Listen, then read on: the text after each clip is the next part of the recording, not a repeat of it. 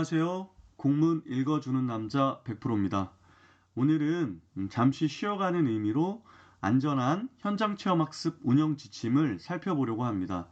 학교 현장에 나가실 예비 선생님이나 또 교육지원청에서 교육 공동체를 대상으로 체험학습, 학교 밖 교육활동을 운영하려고 하는 예비 장학사님들께서는 반드시 이 지침을 머릿속에 숙지하시고 학교 현장으로부터 문의 전화가 온다면 바로바로 대답을 할 수 있게끔 준비를 하시는 것이 좋을 것 같습니다. 첫 페이지에 현장 체험학습 유형별 운영 안내 요약지가 나와 있는데요.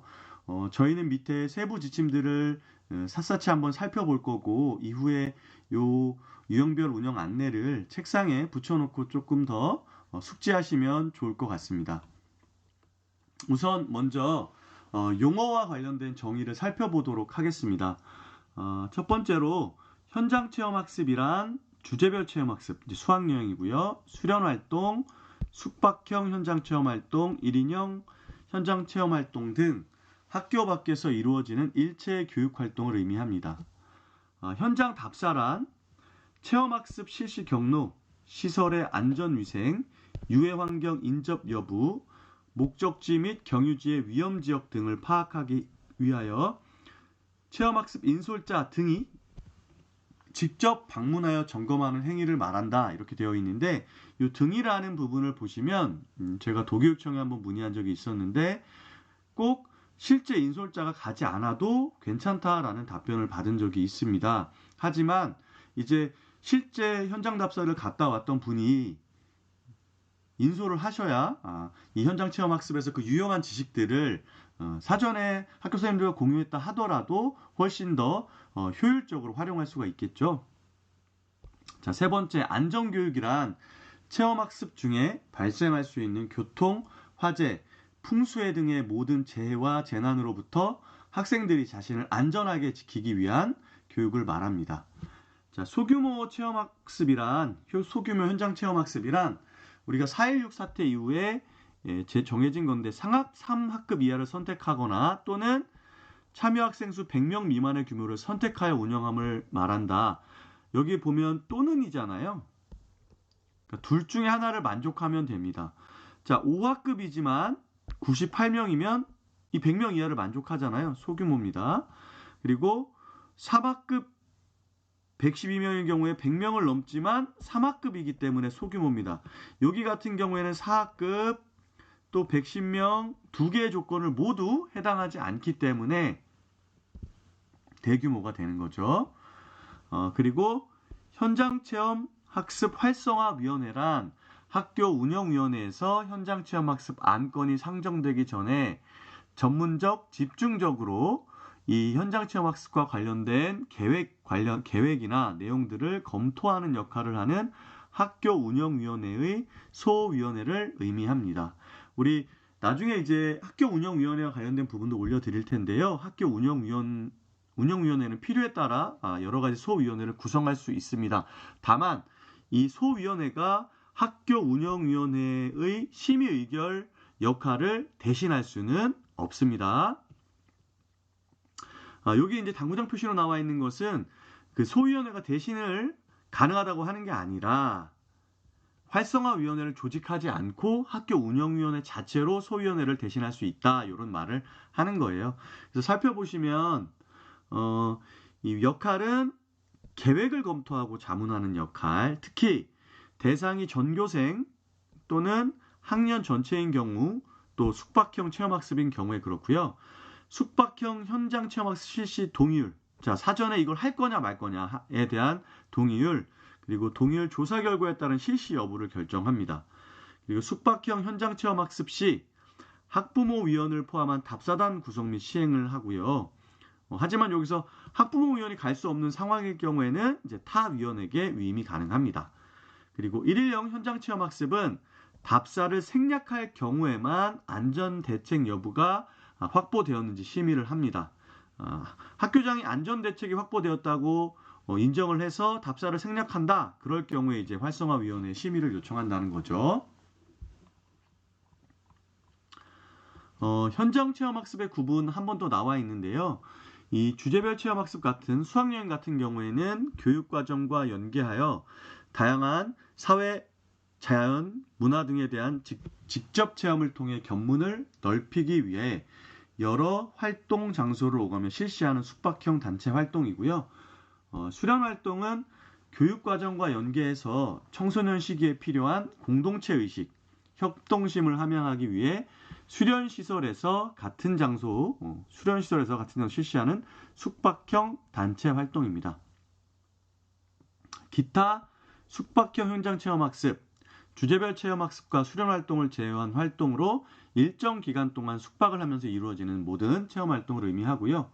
자, 일일형 현장 체험학습은 하루 동안의 교육과정 운영 전체가 학교 밖에서 이루어지는 비숙박 체험활동입니다. 그러니까 월요일에 1교시부터 6교시까지 있다. 그럼 그 6시간을 모두 활용하는 그런 현장 체험 학습입니다. 그래서 여기 밑에 당구장 표시 있는데 일부 학생이 참여하는 거나 아니면 전일제가 아닌 체험 활동의 경우는 안전한 현장 체험 학습 운영 지침과 본 매뉴얼의 의무 적용 대상은 아니므로 참고하여 학교별 자체 계획을 수립하여 추진해라 이렇게 되어 있습니다. 그래서 이제 교육지원청 단위에서 하루에 2시간, 3시간 잠깐 나왔다 하는 경우에는 요 1인형 현장 체험 학습으로 보지 않기 때문에 답사나 이런 것들을 하지 않아도 사실은 지침을 위반하는 것이 아닐 수 있습니다. 다만 안전과 관련하여 학교 자체에서 내부적으로 논의를 거쳐서 결정을 할 수 있게끔 안내를 하시면 될 것 같습니다. 자, 그러면 안전한 현장 체험 학습 운영의 개요는 선생님께서 한번 살펴보시고요. 아래 이제 실제 안전한 현장 체험 학습 운영과 관련된 세부적인 내용들을 살펴보겠습니다. 안전한 현장 체험 학습의 목적은 안전이 뒷받침된 체험 중심의 다양한 교육 활동을 통해 개개인의 꿈과 끼를 키우고 자율성과 창의성을 함양하기 위함이고요. 두 번째, 교육과정과 연계한 안전하고 교육적인 학교 밖 활동을 통해 협동심과 인성을 기르고 나눔과 배려를 실천하는 민주시민을 육성한다 이렇게 되어 있습니다. 보통 우리가 기획을 할 때도 목적 같은 경우에는 대부분 2가지 아니면 3가지 정도 하니까 이런 틀도 좀 살펴보시면 좋을 것 같고요. 기본 방향 보겠습니다. 현장 체험 학습 안전을 위해서 안전 대책을 강화한 소규모 현장 체험 학습을 운영을 한다. 아까 얘기했죠? 3학급 이하, 100명 이하 둘 중에 하나를 만족하면 된다. 그리고 현장 체험 학습은 관련 법규 및 경기도교육청의 정책에 부합하게 실시해야 하고요. 교육적 목적을 달성할 수 있는 장소, 프로그램 등을 선정, 운영합니다. 각급 학교는 실시 계획을 학교 교육 계획 명시하고 부득이한 경우에는 별도 실시 계획을 수립한다 되어 있습니다. 계획을 수립 시행하는 과정에서는 학생 건강과 안전관리에 특히 유의하고 청소년 유해환경 밀집 지역 및 안전 취약 지역에서 현장 체험 학습을 금지한다 되어 있습니다. 우리가 어제 주요 업무 계획을 살펴봤었는데요. 거기에 보면 이제 이런 현장 체험 학습 운영 소위원회 같은 경우에는 학생위원이 참여할 수 있도록 이렇게 보장해라 라는 부분이 있었습니다. 그 부분 참고하시면 될 것 같습니다. 6째, 현장 체험학습의 투명성 제고를 위해서 체험학습 과정은 경기교육모와의 현장 체험학습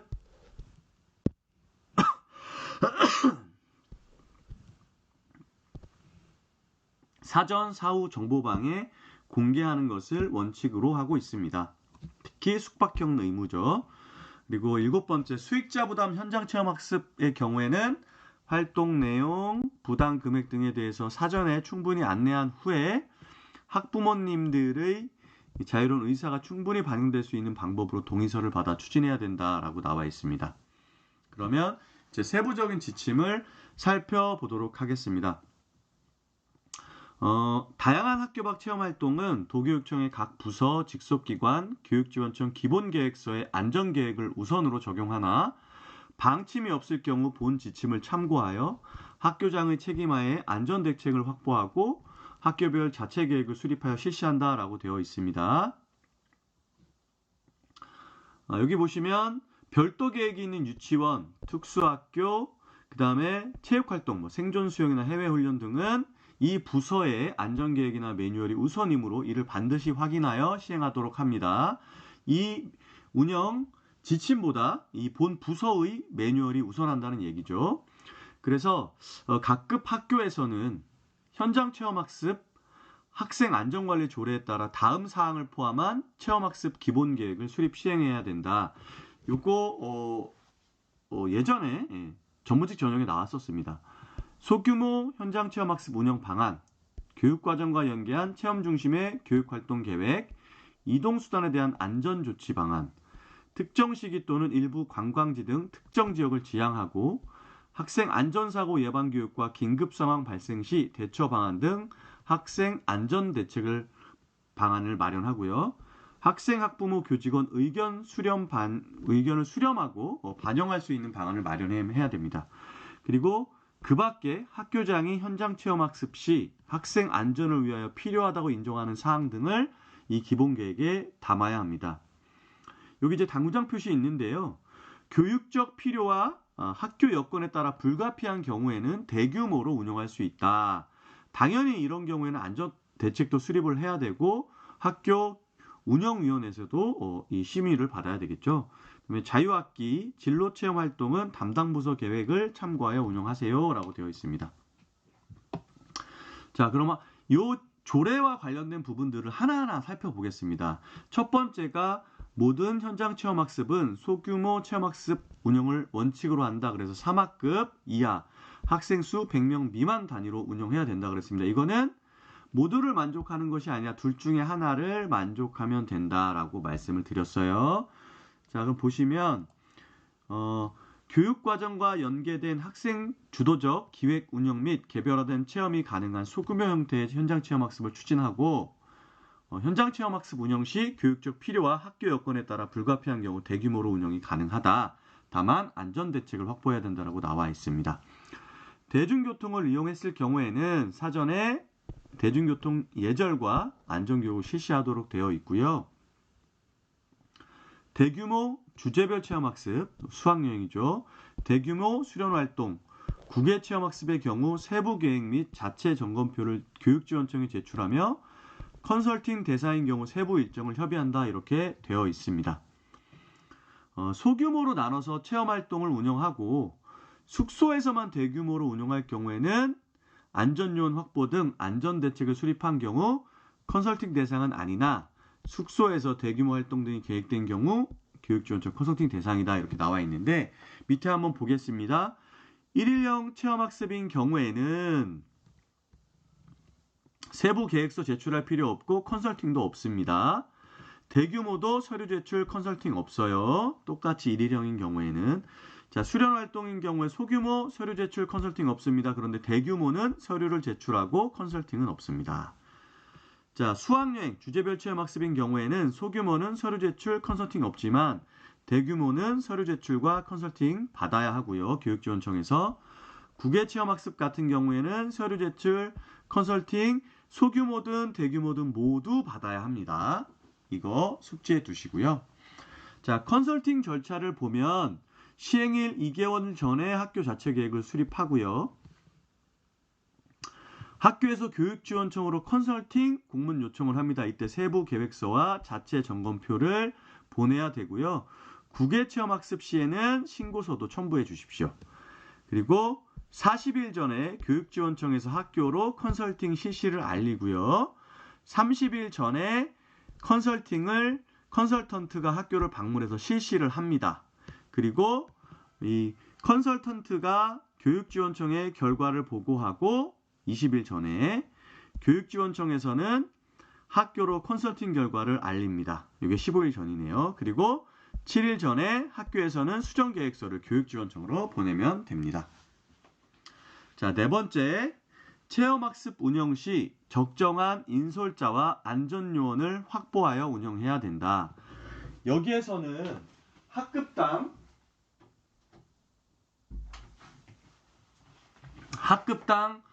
2명 이상의 인솔자를 확보하여 운영함을 원칙으로 하고요.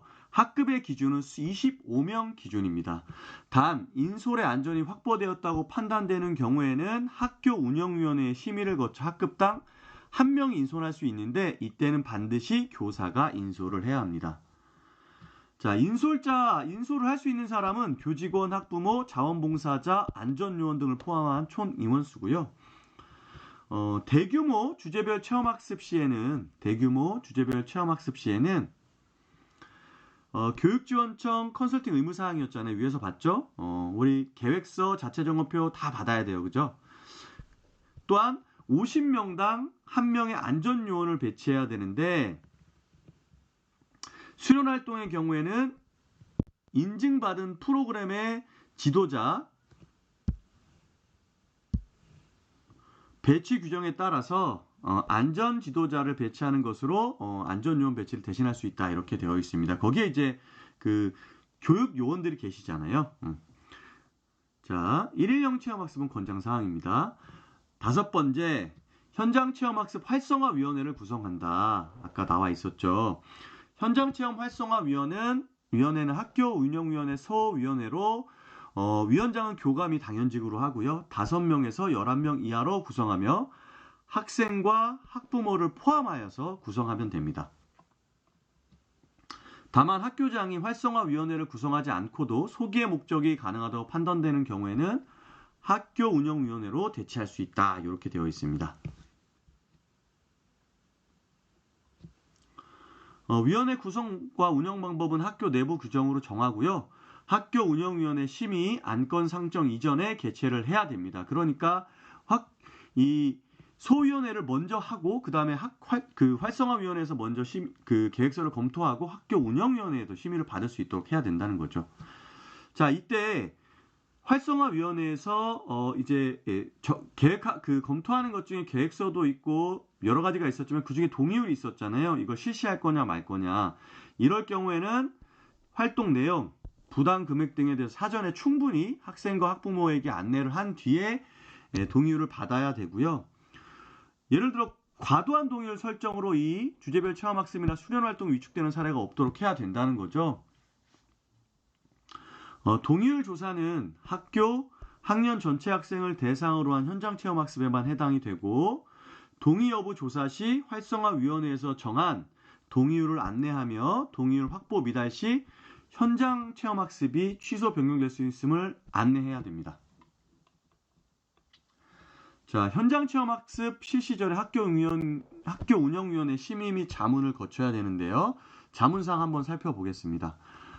현장체험학습 활성화위원회에서 심의한 안건을 중심으로 현장체험학습 운영과 실행에 관한 전반적인 사항을 심의하고요. 현장체험학습 운영 시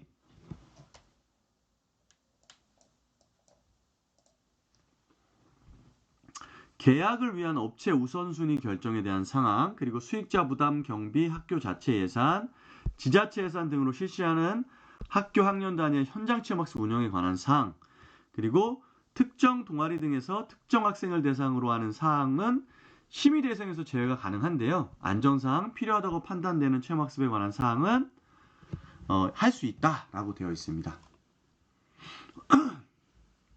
그러니까 이거 보면 우리가 창의적 체험활동 시간에 2시간, 3시간 나가는 것은 사실은 이렇게 심의를 할 필요가 없다는 거예요. 자, 7. 계약 시 표준약관을 적용 및 영업 배상책임부업 가입 여부를 확인해야 된다라고 나와 있고요. 반드시 허가 등록된 시설을 이용해야 합니다. 그래서 숙박시설의 경우에는 소방, 전기, 가스, 위생 등 법령에 따른 안전점검 결과를 해당 업체로부터 제출받아 확인을 해야 됩니다. 단, 지자체 안전점검 결과 확인이 불가능한 시설 이용 시에는 개별 법령에 따른 위생, 소방, 전기, 가스 등 안전점검 결과 확인이 필요합니다. 수련활동은 허가 등록된 수련시설 및 시설 또는 시도 및 교육청 소속 기관에서 실시해야 하고요. 수련시설 같은 경우에 이제 이런 게 있겠죠. 청소년 수련관, 청소년 수련원, 청소년 문화의 집, 청소년 특화시설, 청소년 야영장, 유스 호스텔 뭐 이런 게 있을 수 있습니다. 그리고 수련활동 운영 시 청소년 활동 정보 서비스에서 종합평가 결과 및 인증 신고 여부를 확인하면 좋을 것 같습니다. 그래서 여기 보시면 시설 안전점검 제외 대상이 나와 있어요. 여성가족부 종합평가에서 우수 이상을 받은 시설, 그리고 공공기관에서 운영하는 시설 등은 이제 시설 안전 점검 제외 대상입니다. 자, 9번째, 학생 인솔자 여행자 보험은 숙박형 또는 고위험 활동 포함 시 의무로 가입하여야 한다라고 되어 있어요. 자, 숙박형과 고위험 활동 뭐가 있냐면 수상, 항공, 산악, 장기도보 등이 포함된 일일형 현장 체험 학습은 의무입니다. 가함 이외에 일일형 현장 체험 학습은 학교 운영의 심의를 거쳐 자유 가입하는데 사실 어떤 사안이 발생할지 모르기 때문에 가입을 하는 게 좋고요.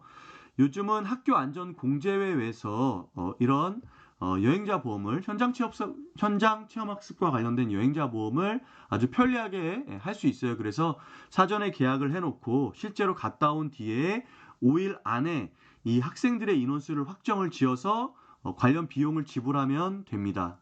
왜냐하면 이제 실제 수학여행을 갈 때 이제 인원이 변동되는 경우가 있잖아요. 그러한 것들을 고려해서 이제 학교 안전 공제회에서 이러한 시스템을 만들었습니다. 그래서 가급적이면 여기에 보험을 가입하고 가는 게 좋을 것 같고요. 10번, 현장 답사는 학생 안전사고 예방에 중점을 두어 1회 이상 실시를 한다. 숙박형은 1회 이상 의무이고요.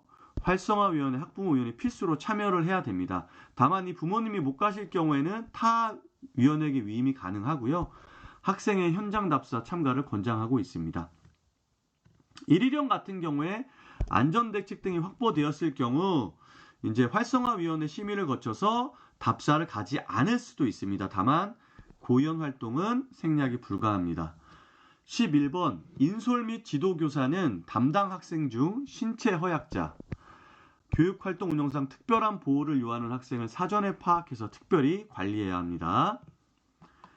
12번, 미참가 학생을 위한 별도의 교육계획을 마련해야 운영을 해야 되는데 경제적 사정으로 인한 미참가 학생은 저소득층 자녀 체험학습비 지원사업 등을 활용해서 가급적 참가할 수 있도록 추진해 주시기 바랍니다. 밑에 미참가 학생 관리 주의사항이 나와 있는데요.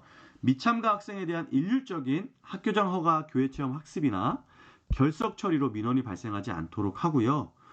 참가 학생에 대해서만 내신 성적에 반영을 하거나 교내상 수여 등 미참가 학생에게 불이익을 주지 않도록 유의해라 되는 내용이 나와 있습니다.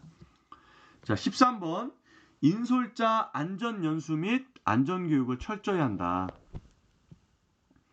학교장은 인솔자에게 유사시에 대비할 수 있는 현장 임장지도 의무, 응급처치 요령, 안전지도 요령, 비살 탈출 방법 등에 대해서 사전 연수를 실시하고요.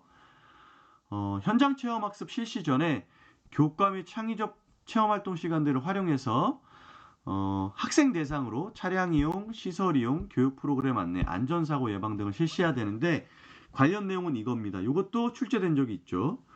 교통수단별 안전교육 실시, 기타 안전사고 예방교육, 공중시설 이용 예절입니다. 두 번째, 숙소 등 체험시설 상황 발생 대비 행동 요령, 예를 들면 대피료 확인 등 관련된 사항을 교육해야 하고요. 성범죄, 예를 들면 성희롱, 성추행, 성폭력, 성배매 등과 관련된 예방교육을 실시하고 안전사고에 대비하여 유해 물품을 절대 휴대하지 않도록 교육합니다. 대중교통을 이용하는 경우 대중교통 이용 안전교육을 실시합니다. 여행자 보험 적극 권장인데 아까도 말씀드렸지만 학교 안전 공제회에서 가입을 하시면 됩니다. 이때 활용할 수 있는 것은 현장 체험학습 안전교육 학습자료, 현장 체험학습 안전길라잡이, 청소년용 안전교육 가이드북 등이 있습니다. 그리고 이동 또는 체험활동 중 상황별로 적합한 학생 안전교육 그때그때마다 실시를 하면 되고요. 이동할 때마다 인원 파악해서 낙오된 학생이 없는지 확인하고 특히 선박, 항공 이용 시에는 구명조끼 착용 및 비살 탈출 방법에 대해서 교육을 해야 합니다. 업체의 안전교육 의무가 있음에도 실시하지 않았을 경우에 인솔자는 이것을 해달라고 요청을 해야 되고요. 식중독 등 집단 환자가 발생하지 않도록 유의합니다. 학교장은 필요시 사전에 관할 시군구의 실시기간, 장소를 포함한 일정을 통보해서 위생 안전 점검 결과 조회 공문을 요청할 수 있고요. 소규모 현장 체험학습 운영 시에 소형 일반 음식점 이용으로 인한 해당 시군구 위생점검이 어려운 경우에는 철저하게 현장 확인 후에 섭취하도록 지도하는 것으로 대신할 수 있습니다. 특히 도시락을 이용하는 경우에는 이제 위생안전이 검증된 업체를 이용하고요. 설사나 유사 증세 환자가 2명 이상 동시 발생 시 치료 조치를 한 후 학교장에 바로 보고를 하도록 합니다. 자, 15. 학생 수송 차량 및 운전자 적격 여부를 확인해야 하는데요. 계약을 할 때는 차로 이탈 경고장치 설치 차량을 우선 계약해야 됩니다. 그리고 운송회사로부터 교통안전 정보 조회 결과 통보서에 이상 없음 확인하고 이상 있을 시 추가로 확인을 하시면 될 것 같습니다.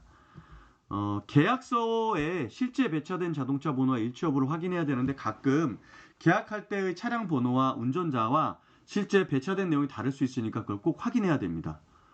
학교장은 운수회사 담당자, 계약 관련자, 인솔 책임자 등으로 하여금 출발 전 교육 및 차량 안전 점검표를 활용해서 차량 점검 및 운전자 안전, 운전 당부를 요청하고요.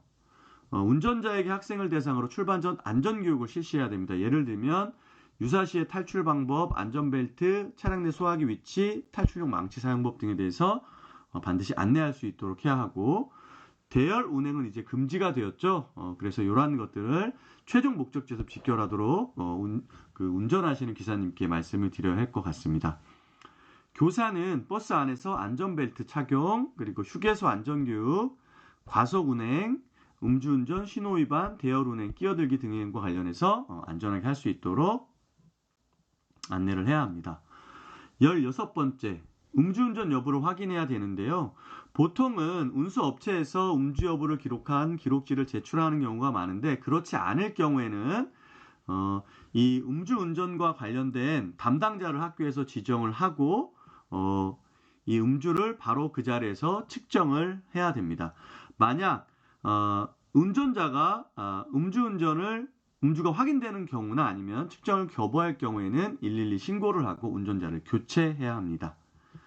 그리고 숙박형 현장 체험학습의 경우에는 이게 하루가 아니기 때문에 매일매일 음주운전 감지를 실시해야 합니다. 17번째, 현장 체험학습 운영 시 비상연락체계를 가동하고요. 체험지 도착 후 대피로 확인 및 비상상황 발생 시 행동요령 교육을 실시해야 됩니다. 인솔자는 임장지도를 반드시 의무로 해야 하고요. 경비는 회계 관련 규정에 따라 학교장 책임하에 집행 정산해야 되는데 현지에서 집행할 경우에는 임시 출납원을 임명하여 운영할 수 있습니다. 수익자 부담 경비가 포함된 경우에는 현장 체험학습 종료 10일 이내 정산하고 10일 이내에 정산 내역을 공개해야 합니다. 현장 체험학습 시 자체평가를 실시하여 개선 방안을 모색하는데요. 만족도 조사를 반드시 하고 다음 연도 운영계획에 반영할 수 있도록 합니다. 그리고 이 모든 숙박형 체험학습은 경기교육모아에다가 사전 사후 정보방에 결과를 입력해야 됩니다. 특별한 교육적 목적이 있는 경우를 제외하고는 국외 현장 체험학습은 자제하도록 되어 있고요. 부득이해야 할 경우에는 안전대책을 수립하여 추진을 해야 합니다. 그리고 고액 경비 및 위화감을 조성할 우려가 있는 체험학습은 지양하고 적정 안전요원 배치 및 인솔자의 국외 체험학습 안전요원 연수 이수를 적극 권장하고 있습니다. 앞에서도 살펴보았지만 계획 수립 단계부터 교육지원청에 관련된 계획서, 자체점검표를 제출하고 컨설팅을 실시해야 되고요. 현장 답사는 1회 이상 실제 인솔자를 중심으로 실시함을 원칙으로 합니다. 다만 매년 같은 학교를 교류하는 경우에는 그 해당 지역에 있는 관계자 등이 현장 답사를 서류로 대신하는 것도 가능하다라고 되어 있습니다. 방문국, 현지 대사관, 영사관, 여행사 등을 통해서 안전대책을 마련하고요. 학부모 동의율 90% 이상의 경우에만 추진하며 해외 현지 병원 이용에 어려움이 있는 그런 학생은 참가를 자제하도록 하고 인솔교원의 국외여행 초과근무 수당은 지급하지 않습니다. 부득이하게 학교에서 계획 중이던 체험학습을 변경 및 취소하게 될 경우에는 학부모의 의견을 충분히 수렴하여 변경 취소 여부를 결정하고 그 과정 및 결과를 학부모에게 반드시 알려야 합니다. 사안 발생 시 대처 방안 보시면 응급상황 발생 시에는 현지 응급구조기관에 즉시 구조를 요청하고요. 학교, 교사, 학생, 학부모 비상 연락망을 통해서 응급상황 발생 즉시 연락을 취합니다. 인명사고나 식중독, 전염병 등이 발생했을 경우에는 학교는 교육지원청에, 교육지원청은 도교육청 업무주무부서에 유선 보고하고 추후에 사안보고서를 제출해야 합니다. 자, 즉시 보고해야 하는 사고 같은 경우에 이제 첫째가 인사사고인데요. 사망 및 병원에 입원 치료를 요하는 증상, 인원수는 상관없습니다. 동일 장소에서 같은 활동 중 2명이 동시에 다쳐 병원 치료를 받는 경우, 그 다음에 체험학습 종료 후에도 지속적인 병원 치료를 요하는 경우는 이제 보고를 해야 하고요. 식중독 및 간염병 의심 증세가 있는 경우, 특히 동일 원인으로 추정되는 유사 증세 환자가 2명 이상인 경우에도 이제 신고를 해야 합니다.